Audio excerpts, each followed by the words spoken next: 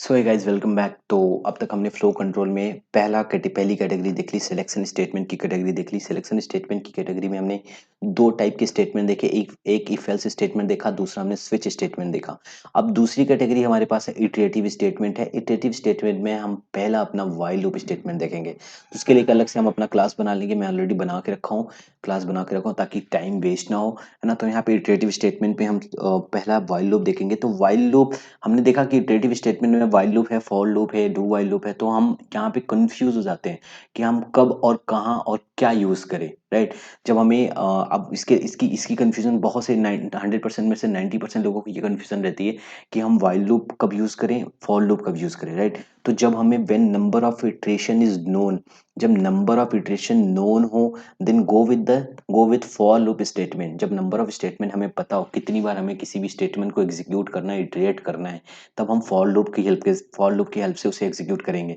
लेकिन जब हमें number of iteration is not known, आप यहाँ पे देखो when number of iteration is not known then go with the while loop statement. जब हमें नंबर ऑफ इटरेशन नहीं पता होती है कि कितनी बार हमें किसी भी स्टेटमेंट को एग्जीक्यूट करनी है, तब हम व्हाइल लूप का सहारा लेते हैं। तब हम व्हाइल लूप की हेल्प से उस कोड को, उस प्रॉब्लम को सॉल्व करते हैं।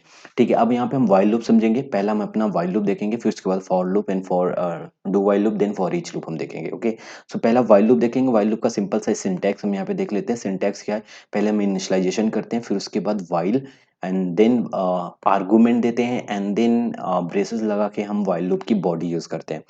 अब यहाँ पे नोटिस करने वाली चीज ये है कि जो हम यहाँ पे आर्गुमेंट यूज कर रहे हैं ये हमेशा बूलियन टाइप होगा। ये हम ऑलरेडी देख चुके हैं, इफ एल्स स्टेटमेंट पे हमने देखा था कि जो आर्गुमेंट होते हैं वो आर्गुमेंट हमेशा बूलियन टाइप होते हैं, राइट। अगर बूलियन टाइप नहीं रख रहे हैं तो हमें क्या मिलेगा, कंपाइल टाइम एरर मिलेगा। अब हम कुछ केसेस को एनालिसिस करेंगे ना, कुछ केसेस को एनालिसिस करके मैं कुछ चीजें आपको समझाने की कोशिश करता हूँ। होप आपको सारी चीजें क्लियर हो जाएं। तो यहाँ पे केस वन लेते हैं। सबसे पहले केस वन लेते हैं यहाँ पे। ओके, कमेंट को रिमूव करते हैं। अब आप यहाँ पे देखो, जो मैंने पहली लाइन बोली कि हमें जो आर्गुमेंट यहाँ पे यूज करनी है, आप बहुत सी जगहों पे देखोगे कि जो मैं इन्फिनिटी लूप का काफी सारे लैंग्वेजेस में, सी लैंग्वेज में, सी प्लस प्लस में, हर एक जगह आप देखोगे जो हम यहाँ पे इन्फिनिटी लूप बनाते हैं हमेशा वाइल वन करते तो हमें एक इन्फिनिटी लूप मिलती है, राइट। तो यहाँ पे देखो infinity loop in other languages, इसका आउटपुट क्या आता है, एक इन्फिनिटी लूप मिलता, बार बार वही प्रिंट होता, राइट। लेकिन हमारे जावा में हम ये साफ साफ बोल दिया गया ना कि जो हम आर्गुमेंट यूज कर रहे हैं ये आर्गुमेंट हमेशा बूलियन टाइप होना चाहिए। कोई कांस्टेंट वैल्यू या कोई इंटीजर वैल्यू, कोई बाइट वैल्यू, कोई शॉर्ट, कोई डबल वैल्यू, ऐसा कोई भी वैल्यू हम यहाँ पे, कोई स्ट्रिंग वैल्यू नहीं यूज कर सकते। सिर्फ और सिर्फ हम यहाँ पे बूलियन टाइप वैल्यू यूज कर सकते हैं। या फिर डायरेक्टली बूलियन टाइप रिटर्न करें या फिर इनडायरेक्टली बूलियन टाइप रिटर्न करें, लेकिन जो कंडीशन होनी चाहिए, जो आर्गुमेंट होनी चाहिए वो बूलियन टाइप ही होनी चाहिए। इसीलिए आपको यहाँ पे देखो एरर एरर देखने को मिलेगी, कंपाइल टाइम एरर। कौन सा एरर देखने को मिलेगा, incompatible type error, int can not be converted to boolean. ये हम ऑलरेडी देख चुके हैं इफ एल्स में, ठीक है। तो हमने पहला केस यहाँ पे भी यही लिया है। इसको हम यहाँ से कमेंट आउट कर देते हैं इसको। नाउ केस वन देखते हैं यहाँ पे। केस वन देखते हैं, क्या हम बिना लूप बॉडी के वाइल वाइल लूप यूज कर सकते हैं? बिल्कुल। हमने यहाँ पे बिना बिना कोई लूप बॉडी के, हमने कोई लूप नहीं लिया, सिंपली यहाँ पे बूलियन वैल्यू पास करी। बूलियन वैल्यू डायरेक्टली हमने यहाँ पे दे दिया, ट्रू वैल्यू दे दी, डायरेक्टली ट्रू वैल्यू दे दी। तो ये क्या है, वैलिड वैलिड स्टेटमेंट है ना। क्यों? क्योंकि हमने यहाँ पे ट्रू वैल्यू, क्या क्या रिक्वायरमेंट होनी चाहिए, सबसे बड़ी रिक्वायरमेंट यही कि जो हमने यहाँ आर्गुमेंट दिया वो सिर्फ और सिर्फ बूलियन टाइप होना चाहिए। ये रिक्वायरमेंट हमने फुलफिल कर ली। बाकी आप बूलियन वाइल की लूप बॉडी दे रहे हो नहीं दे रहे हो, इससे कोई मतलब नहीं है।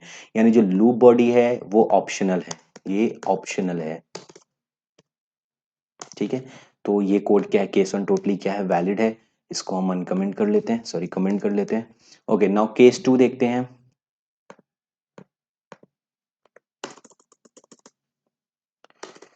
ओके, केस टू देखते हैं। केस टू क्या कर रहा है कि क्या हमारे पास जो ये ब्रेसेस हैं, क्या जो ब्रेसेस है हमारे पास, ये क्या ये ऑप्शनल है या मैंडेटरी है?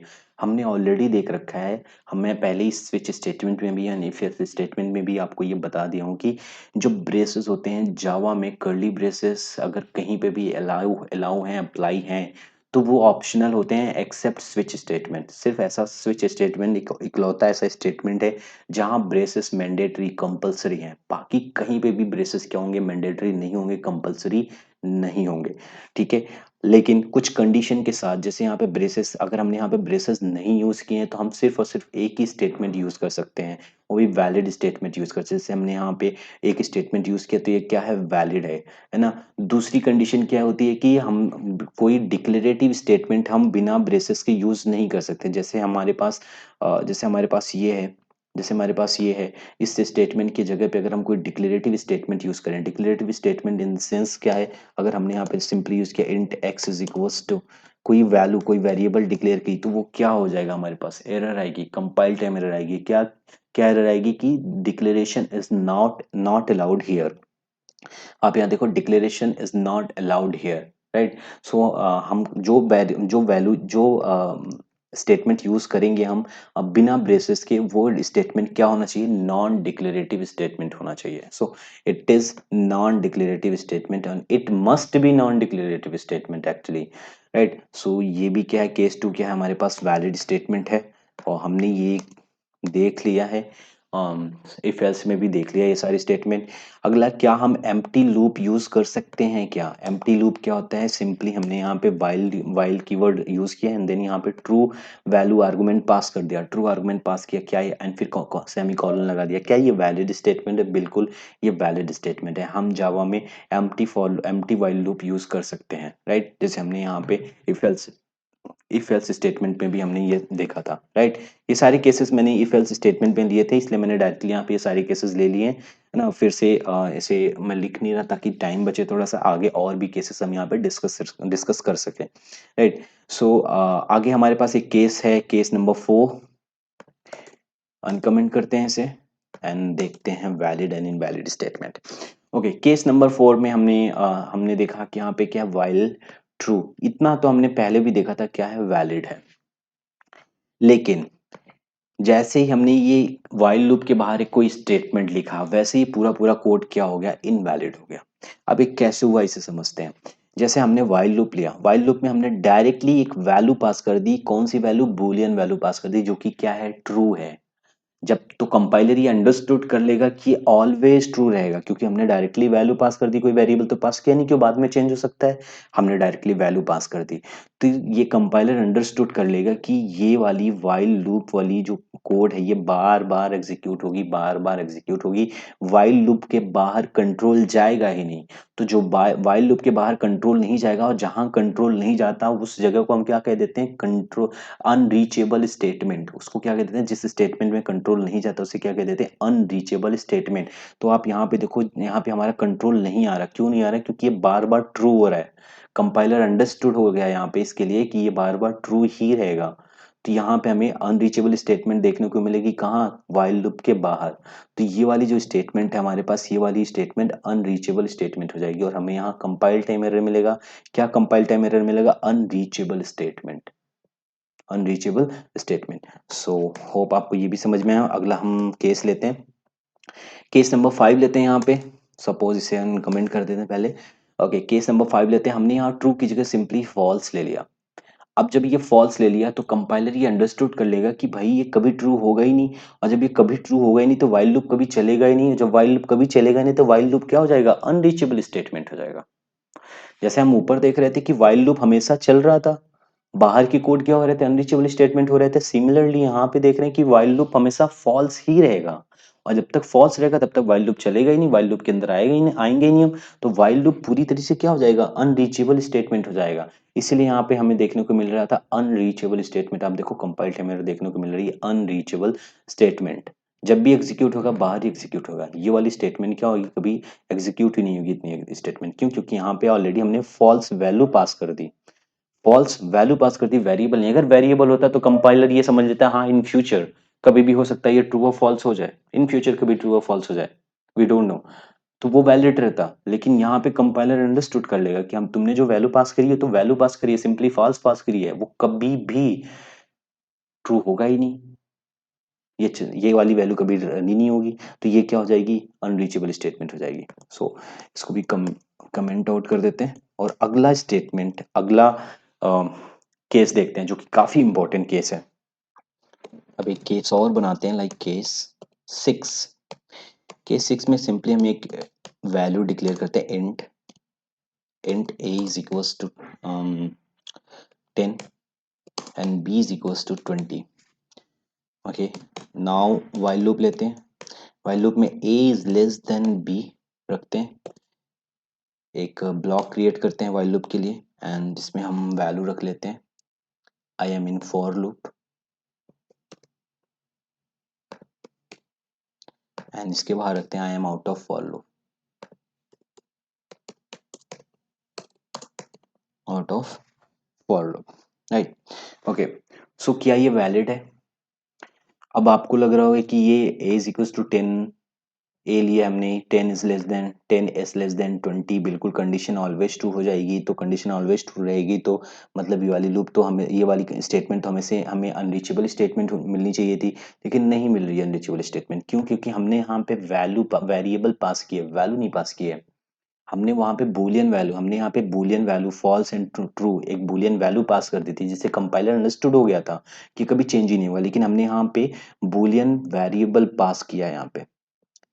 वेरिएबल तो इंटीजर है, लेकिन यहाँ पे रिटर्न टाइप क्या है हमारे पास? वेरिएबल रिटर्न टाइप क्या होगा हमारे पास? यहाँ पे रिटर्न टाइप बूलियन आएगा, हमें ट्रू या फॉल्स आएगा, है ना. ये कंपैरिजन स्टेटमेंट है ना. वी रिमेंबर कंपैरिजन स्टेटमेंट, हम लोग पढ़ चुके हैं कंपैरिजन स्टेटमेंट. तो कंपैरिजन स्टेटमेंट का रिटर्न टाइप बूलियन ही रहता है, तो यहाँ पे जो रिटर्न वैल्यू है बूलियन ही रहेगी. तो इन फ्यूचर हो सकता है कंपाइलर ये अंडरस्टूड कर लेगा कि इन फ्यूचर ये वैल्यू क्या हो सकती है, कभी ट्रू कभी फॉल्स हो सकती है, तो ये वाली भी एग्जीक्यूट हो सकती है, ये वाली भी एग्जीक्यूट कर हो सकती है. तो यहाँ पे दोनों दोनों एग्जीक्यूशन क्या है, रीचेबल, दोनों स्टेटमेंट क्या है, रीचेबल स्टेटमेंट है. तो यहाँ ये केस टोटली वैलिड है, ये केस वैलिड है, वैलिड केस है ना. ओके, सो इसे भी कमेंट आउट कर लेते हैं. अच्छा, इसका आउटपुट क्या होगा? A is less than B, यानी 10 is less than 20, 10 is less than 20, return false, no sorry return true, return true. क्यों? क्योंकि 10 इज लेस देन 20 है ना. तो रिटर्न ट्रू करेगा तो कौन सा स्टेटमेंट एग्जीक्यूट होगा? आई am in while loop, right. ये हमारा क्या आएगा? आउटपुट आएगा. तो ये हमारा क्या हो जाएगा? आउटपुट हो जाएगा, राइट. ओके, सो अच्छा, ये छोटी छोटी चीजें मैं एग्जीक्यूट रन करके नहीं दिखाता हूँ ना, मैं यहाँ ट्रेस करके दिखा देता हूँ. कोई उसमें इशू नहीं है, आप चाहो तो एग्जीक्यूट करके देख सकते हो. अब एक केस और देखते हैं, इसे कॉपी कर लेते हैं, एक केस और देखते हैं. जितने भी पॉसिबल केसेस होंगे, हम सारे पॉसिबल केसेस को यहाँ पे मेंशन करेंगे, है ना, देखेंगे, है ना, कौन सी वैलिड केस है, कौन सी इनवैलिड केस है, सारी केसेस को देखेंगे. अब सपोज मैं एक छोटा सा इस कोड में एक छोटा सा चेंजेस करने जा रहा हूँ. इसको मैं क्या करने जा रहा हूँ, int A comma B is equal to 10 20 मैंने जो ली है, इसको मैं फाइनल बनाने जा रहा हूँ. अब जैसे ही मैंने इसे फाइनल बनाया, वैसे ही ये क्या हो गया, फिक्स हो गया. वैसे ही कंपाइलर समझ गया कि ये जो a इक्वल टू 10 है, b इक्वल टू 20 है, ये ऑलवेज यही रहने वाला है. क्यों? क्योंकि हमने फाइनल कीवर्ड यूज कर लिया है.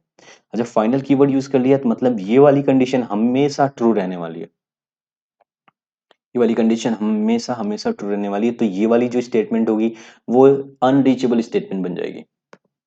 क्यों? क्योंकि हमने यहाँ पे फाइनल कीवर्ड यूज कर लिया. फाइनल कीवर्ड मतलब हमने यहाँ पे जो जो रिटर्न वैल्यू आ रही थी उसे हमने फाइनल कर लिया है कि always A is less than B, 10 is less than 20 always रहने वाला है. क्यों? क्योंकि हमने फाइनल कीवर्ड यूज किया. तो उसकी वजह से हमारे पास कंपाइल टाइम एरर आएगा. क्या कंपाइल टाइम एरर आएगा? Unreachable statement. कौन सा स्टेटमेंट? व्हाइल लूप के बाहर वाला स्टेटमेंट अनरीचेबल स्टेटमेंट बन जाएगा, राइट. इसको भी कमेंट आउट कर लेते हैं.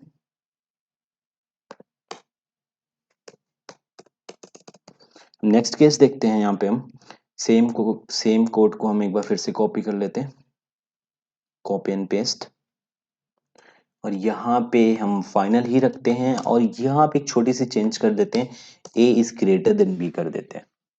इस बार कौन सा कोड क्या हो जाएगा? कौन सा कोड अनरीचेबल होगा? इस बार फॉर लूप अनरीचेबल हो जाएगा. क्यों? क्योंकि हमने फाइनल रख रखा है, और a is less then b, हमने यहाँ पे a is greater than b, हमने कंडीशन आर्गुमेंट पास कर रखा है, और ये आर्गुमेंट हमेशा क्या आएगा? ऑलवेज फॉल्स रहेगा, ऑलवेज फॉल्स रहेगा, ऑलवेज फॉल्स. क्यों? क्योंकि 10 इज ग्रेटर देन 20, हमेशा फॉल्स ही रहेगा. क्यों हमेशा फॉल्स रहेगा? क्योंकि हमने यहाँ पे फाइनल यूज कर रखा है. तो ये वाली जो स्टेटमेंट बन जाएगी, ये टोटल स्टेटमेंट जो होगी, ये स्टेटमेंट क्या होगी? अनरीचेबल स्टेटमेंट बन जाएगी, है ना. तो while loop will be unreachable statement. while loop will be unreachable statement. Understood है? ओके, ये केस नंबर 88 है। ओके, सो यहाँ पे अनरीचेबल स्टेटमेंट हमने देखा कैसे कहाँ मिल रही है। एक आउट ऑफ वाइल लूप देखने को हमने मिली, एक वाइल लूप ही क्या हो रही है, तो अनरीचेबल स्टेटमेंट बन रही है। सारे केसेस हम यहाँ पे देख रहे हैं। अभी से भी कमेंट आउट कर लेते हैं, नेक्स्ट केस की तरफ बढ़ते हैं आगे। इसके ऊपर वाले केस को ही हम थोड़ा सा प्रिंट करके दिखा देते हैं, लाइक ये फाइनल नहीं, ये ओके फाइन। इस केस को हम प्रिंट करते हैं। ओहो, मेन मेथड में कुछ गड़बड़ी है, या यहाँ पे हमने डबल एन यूज़ किया तो यहाँ पे सिंगल एन यूज़ करेंगे मेन मेथड। ओके फाइन, अब इसे हम एग्जीक्यूट करते हैं।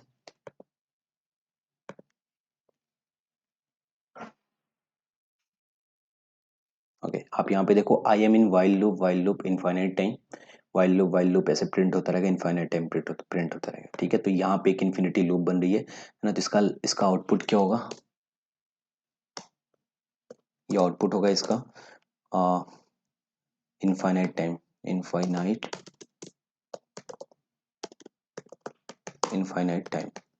ओके, सो मैंने सारे पॉसिबल केसेस यहाँ पे कवर कर लिए। इसमें कोई भी अगर डाउट हो रहा है तो please let me know, I will fix it out in the next video, या फिर मैं कोई सेपरेट वीडियो बना के उसको मैं फिक्स कर लूँगा, है ना।